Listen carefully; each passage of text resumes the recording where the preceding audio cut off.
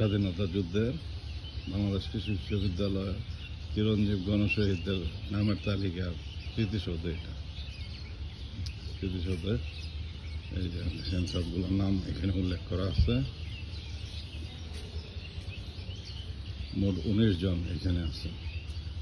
যুদ্ধের সময় পাক বাহিনীরা এখানে গুলি করে মেরে ফেলতো আর কি, ধরে ধরে নিয়ে এসে এখানে ক্যাম্প ছিল।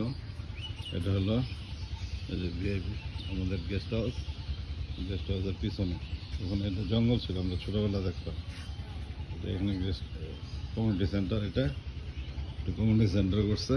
আর এর পাশে এটা স্মৃতিসৌধটা বানিয়েছে। এই সেই স্মৃতিসৌধ, তার নামের তালিকাগুলো আমি পড়ে শোনাই। মোহাম্মদ জামাল হোসেন, মৎস্য বিজ্ঞান 2য় বর্ষের স্টুডেন্ট। মোহাম্মদ আক্কাস আলী কর্মচারী, মধুসূদন কর্মচারী। নাজির আক্তার কাশেম, কৃষি প্রকৌশল 6ষ্ঠ বর্ষ। আব্দুল মতিন খন্দকার টিপু, মৎস্য বিজ্ঞান 2য় বর্ষ। হাবিবুর রহমান, কৃষি 1ম বর্ষ। আবুল কাশেম, পশু চিকিৎসক 1ম বর্ষ। খুরশিদ আলম শিবলি, কৃষি 4র্থ বর্ষ। আনম নাজমুল আলম, কৃষি প্রকৌশল 5ম বর্ষ। শামসুল হক তালুকদার, কৃষি অর্থনীতি 5ম বর্ষ। মোহাম্মদ নুরুল হক, কর্মচারী।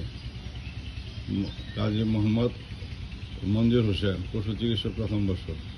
মোহাম্মদ গাজী ওয়াহিদুজ্জামান, কর্মচারী। মোহাম্মদ হাসান আলী, কর্মচারী। ইব্রাহিম মুস্তফা কামাল, পশু চিকিৎসক 1ম বর্ষ। এবিএম আশরাফুল ইসলাম ভুইয়া, সহকারী অধ্যাপক, পশু বিজ্ঞান বিভাগ। মনিরুল ইসলাম আকন্দ, মৎস্য বিজ্ঞান 3য় বর্ষ। গিয়াসউদ্দিন, কর্মচারী। মোহাম্মদ তহসিনুল ইসলাম, কৃষি অর্থনীতি 3য় বর্ষ। নাম এবং কে কোন তারিখে শহীদ হয়েছে সেই নামের তালিকা দেওয়া আছে, শাহাদাতের তারিখ।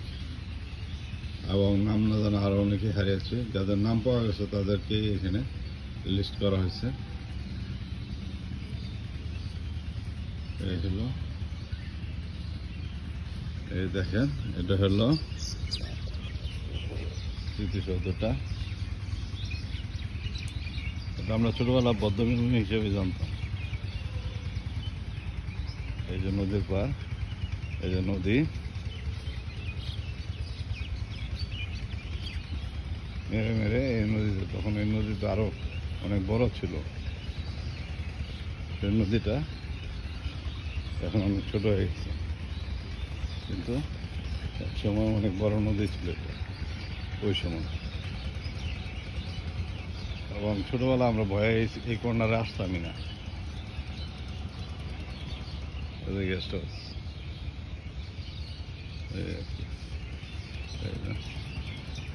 সবাই ভালো থাকবেন, ধন্যবাদ।